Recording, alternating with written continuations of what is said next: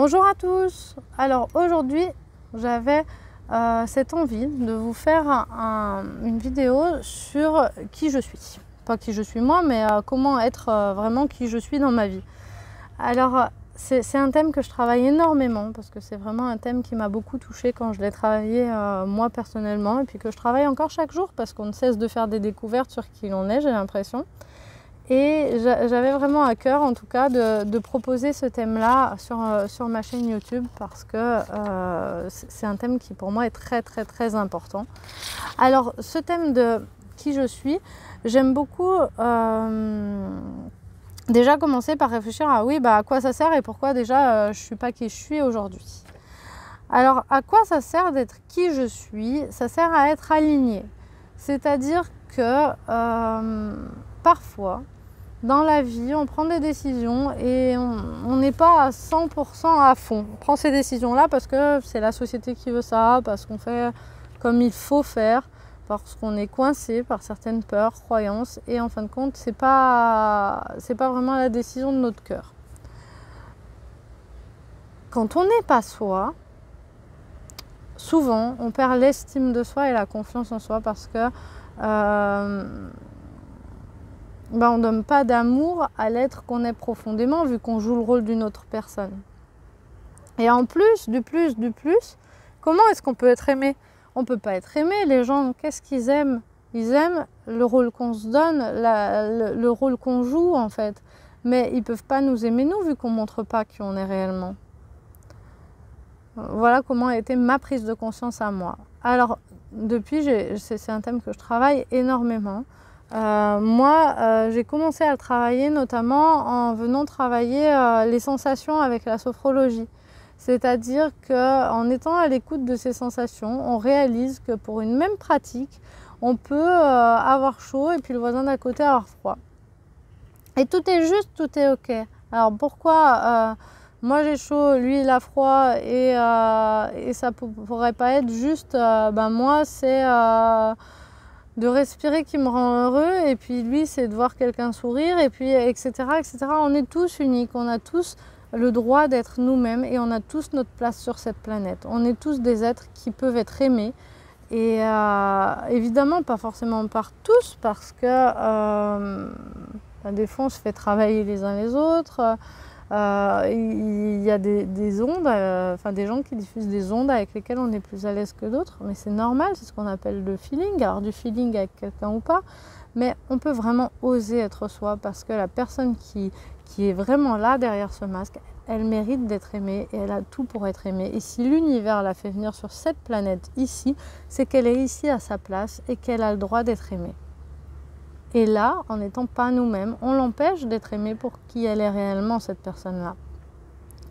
Du coup, quand on écoute ces sensations, on commence à sentir si on a chaud, si on a froid, si on se sent grand, si on se sent petit, si on a les jambes ou le corps, si on se sent lourd, léger, dans des parties du corps en particulier, si ça picote, si ça chatouille, etc. Il y a tout un tas de sensations énormes et infinies qui se mettent en place, et ça c'est un commencement. Et puis écouter les sensations de son corps, c'est aussi le précurseur pour savoir observer quand on a des émotions et les détecter très vite, pouvoir comprendre ce qui se joue derrière. Parce que, par exemple, quand on est en colère, c'est pas rare qu'il y ait quelqu'un ou quelque chose ou une situation qui vienne piétiner nos valeurs. Et là, du coup, quand on sait quelles sont mes valeurs, qui je suis, qu'est-ce qui est aligné pour moi, qu'en plus on sait observer cette colère, etc., c'est beaucoup plus simple de revenir dans un état aligné et du coup de vivre en accord, en harmonie en fait. Donc voilà l'importance des sensations dans se connaître soi-même.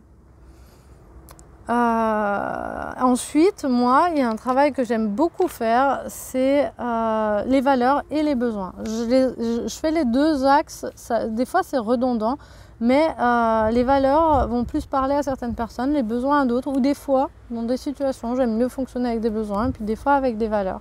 Mais les valeurs et les besoins, c'est vraiment le fil conducteur, c'est vraiment la trame à suivre pour être aligné dans ma vie et pour savoir où je vais. Alors, c'est important d'en avoir conscience et de se les répéter souvent, de s'en imprégner en fait, parce que plus on va s'en imprégner, plus dans telle ou telle situation, ça va nous sauter aux yeux que ah, ça, ma valeur c'est ça, donc là ça je peux pas le faire, ou alors il faut que j'aille vers cette situation-là de cette façon-là, parce que c'est ça mes valeurs ou parce que c'est ça mes besoins que je vais nourrir. Avoir ce recul sur les valeurs et les besoins, c'est aussi une super façon de gérer la relation à l'autre, parce que quand on n'est pas d'accord, on peut regarder chez l'autre qu'est-ce que c'est sa valeur ou son besoin qui cherche à assouvir en fonctionnant de telle ou telle façon qu'on ne comprend pas forcément ou avec laquelle on n'est pas d'accord. Et ça permet d'avoir un recul différent et de voir l'autre avec plus de bienveillance. Et aussi de se voir soi-même avec plus de bienveillance, parce que des fois on fait des choses et puis on se dit mais c'est pas possible, j'ai encore fait ça, c'est nul ce que je fais. Bah ouais, mais en fait j'ai cette valeur et j'ai ce besoin qui sont fondamentaux, donc qui sont valables pour toute l'espèce humaine. Et bah moi j'ai choisi de l'assouvir de cette façon. C'était peut-être pas la meilleure façon, mais en fin de compte je répondais juste à un besoin ou une valeur, et je suis un être humain et j'ai le droit de faire des choses qui ne sont pas à mes yeux parfaites, mais qui sont faites de cette façon. Et aussi, encore une fois, quand on est au courant de ses valeurs et ses besoins, il y en a qui se confrontent. Je peux avoir besoin de repos, mais aussi ce besoin d'échange dans les relations, de nourrir les relations avec ma famille et aussi de les aider. Et puis, des fois, les deux veulent se manifester en même temps et il faut que je fasse un choix. Alors, quand je prends du recul sur quels sont mes besoins, je peux choisir en étant plus serein et en gardant, sans culpabiliser en fait. Parce que je sais que j'ai ce besoin-là que je n'ai pas nourri aujourd'hui, et puis je vais pouvoir peut-être le nourrir demain ou à un autre moment, mais je vais veiller à le nourrir parce que j'en ai pris conscience, tout simplement. J'ai à peu près fait le tour sur être soi et travailler ça vraiment au quotidien.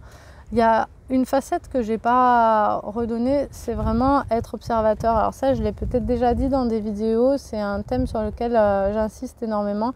Mais plus on observe au quotidien ce qui se joue dans nos relations, dans les choses, sans juger bien sûr, hein, observer avec bienveillance. Aujourd'hui, j'étais dans cette situation, j'étais dans l'inconfort, qu'est-ce qui s'est joué là? Oh, j'avais cette valeur-là et cette valeur-là qui se confrontaient, ou alors la personne en face avait cette valeur et moi j'avais celle-ci. Ou peut-être qu'on avait la même et qu'on n'allait pas l'assouvir de la même façon. En tout cas, d'avoir ce recul-là, ça permet déjà de s'apaiser sur les situations du quotidien. Ok, aujourd'hui ça a été comme ça, j'ai conscience de la chose, peut-être que demain ce sera différent, peut-être que je pourrais le faire autrement. Et puis, à force de le faire, ça va devenir de plus en plus spontané. Au début, parfois on fonctionne en deux temps, c'est-à-dire qu'on a encore nos réflexes de conditionnement de la société, je fais ça parce qu'il faut, et puis un petit temps après on se rend compte que ça ne correspond pas à ce qu'il y a au fond de notre cœur et à nos valeurs, et du coup on revient dessus en disant bah ouais, mais là je me suis trompée, j'étais pas alignée sur mes valeurs, finalement c'est ça que je veux, c'est cette direction là que je vais prendre. Et puis à force de répéter en fait, moi je trouve que l'évolution est force de répétition. On arrive à être de plus en plus aligné sur ses valeurs et de plus en plus spontané.